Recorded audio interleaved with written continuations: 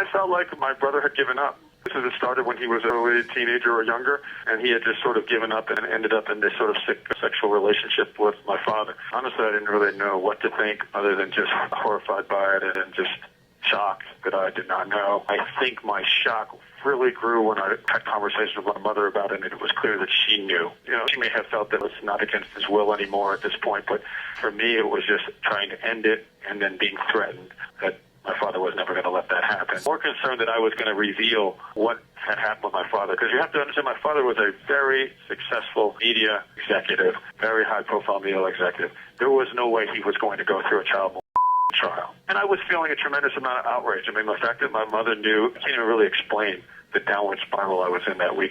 I mean, my whole life that I was about to go start again at Princeton, and that, you know, I was the last thing I was even thinking about. I was just really in this sort of consumed place of so many emotions. You know, I can say anger, hatred, outrage, fear, and those things. It's hard to separate them. I just was overwhelmed. I didn't know what was going to happen. I felt like it was a very grave situation. My father was telling me a couple days before that I had made my decision in terms of siding with Erik and wanting to threaten to expose him, and he was now forced to make his own decisions about what to do about that. And I asked him if that's a threat, and he said, "You take it for what it is."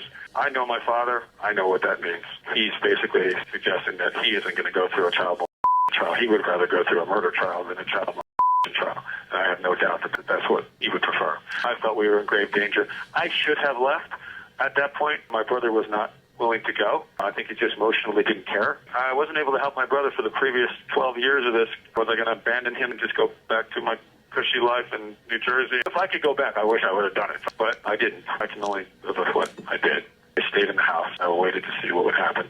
I hoped that there would be more conversations to resolve it.